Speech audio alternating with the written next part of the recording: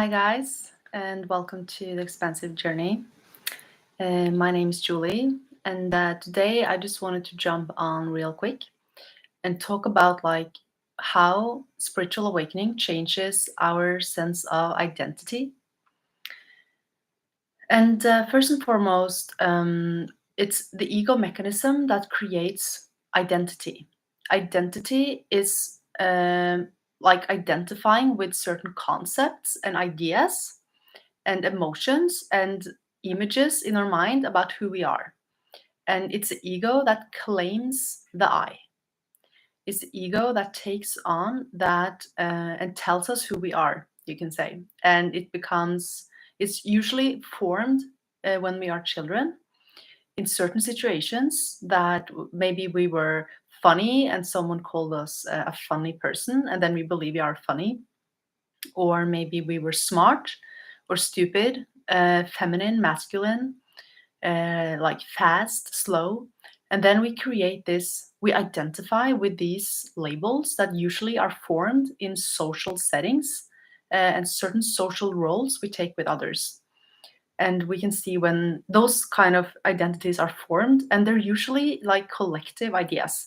So we all have an inner kind person. We all have an inner funny person. We all have an inner smart person, right? So we all have our inner versions of these social roles. And the problem is when we take them to be us. We start to play those roles, you can say, unconsciously, not only when we are with others, but also when we are with ourselves. So we believe ourselves to be these social roles that we play with others. And this is very commonly shared among humans. We all do this. And when we start to awaken, we start to question these identities because it's something about them that feels, at least how it was for me, like it feels uncomfortable, and it feels like it's not who I truly am. It doesn't feel like the ultimate truth. And we also use identities to cope with uncomfortable identities. So we use positive identities to hide negative identities. So we might feel a person that feels a lot of shame, or maybe they have been shamed for being stupid. They will try to constantly be a smart person and prove that they're intelligent to cope with that sense of inferiority. Or a person that feels like it can be anything, like a bad person, and they were constantly given guilt as children, and now they're trying to cope that by being a very kind person. And there's nothing wrong about being kind or smart, but the problem is when we need to feel like we need to live up to, prove, or defend those identities because it gives us a sense of security to have a category we can place ourselves into. But that's also actually the trap and the cause of suffering. So it's almost a dilemma or a paradox. It's where we find comfort, but it's also where we find suffering identities. So we start to move out of the cognitive identities, and some of them are very obvious, like when you identify as your career, for example, or someone's husband or father or mother, and someone's maybe you identify with your talent. I'm a good chef, or I'm a good painter, right? It can be anything. And some of them are very obvious because they're so tied to the external world. And some of the identities are way more subtle, like the emotional identities, like I just mentioned, the shameful one, the smart one, all of those that are shaped during childhood and that sort of show up as adults as well in certain situations. And sometimes we run away from and try to avoid certain identities, and sometimes, or try to achieve certain identities, because that's sort of like the avoid pain and chase pleasure kind of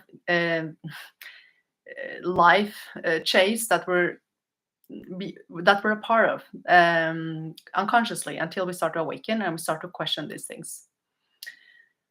And so this is what happens with self-inquiry and awakening.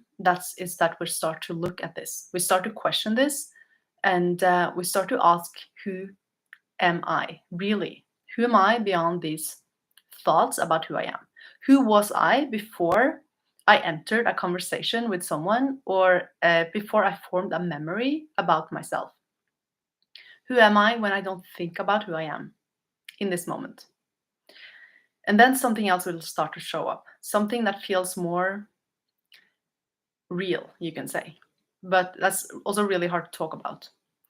So with that, I just wanted to leave you with that today, and encourage you to start to investigate some of these unconscious identities, which will show themselves to you in form of like stories about you that are also like images in your head where you picture yourself.